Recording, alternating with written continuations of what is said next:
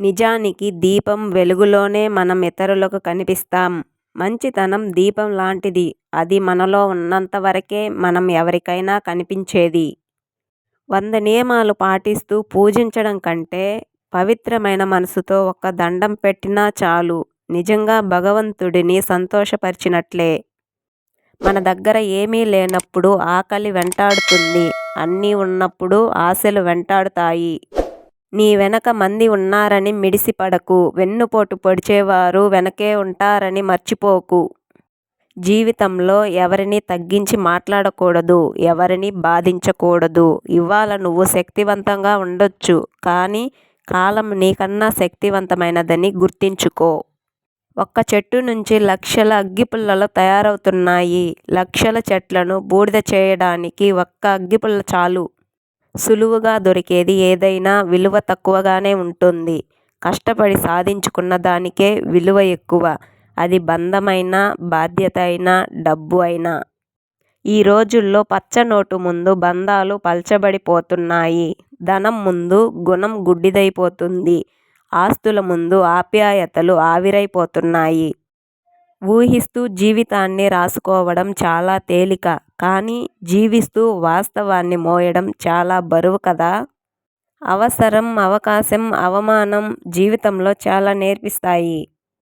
నడిచిన దూరాన్ని, గడిచిన కాలాన్ని లెక్కబెడుతూ కూర్చుంటే నడవాల్సిన దూరం భారమవుతుంది. గడపాల్సిన కాలం భయపెడుతుంది. ఎవరైనా మనకంటే కాస్త కింద కూర్చుంటే అది వారి స్థాయి అని భావించరాదు. అది వారి గొప్పతనం కావచ్చు. పరిచయం లేని వాళ్ళు మోసం చేస్తే తెలియకుండానే మర్చిపోతాం. కానీ నమ్మిన వాళ్ళు మోసం చేస్తే మరణించే వరకు మర్చిపోలేము. నేను అంటే నువ్వు మాత్రమే ఉంటావు. మనం అనుకుంటే నలుగురిలో ఉంటాము. నేను అనేది అహం. మనం అనేది అభిమానం. నిజమే కదా. ప్రతి ఒక్కరికి వారి జీవితం మోయలేని బండలా, ఇతరుల జీవితం అందమైన బొమ్మలా కనిపిస్తుంది.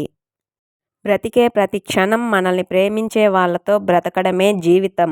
ఎందుకంటే మనం మరణించాక ఈ జీవితమే వారికి జ్ఞాపకం. చేతిలో డబ్బులు ఉంటే పరాయి వాళ్ళు కూడా చుట్టాలైపోతారు. డబ్బే లేకుంటే అయిన వాళ్ళు కూడా పరాయి వాళ్ళు అయిపోతారు. కొన్ని సంబంధాలు అద్దె ఇల్లు లాంటివి. వాటితో ఎంత ప్రేమగా ఉన్నా, ఎంత నిజాయితీగా ఉన్నా ఎప్పటికీ వాళ్ళు మన వాళ్ళు కాలేరు. ఏది తప్పో ఏది ఒప్పో మీ అంతరాత్మ చెబుతూనే ఉంటుంది. తెలియదనడం ఆత్మవంచన. అందరికీ నచ్చేటట్టుగా ఉండాలంటే ధనంతో పుట్టాలి.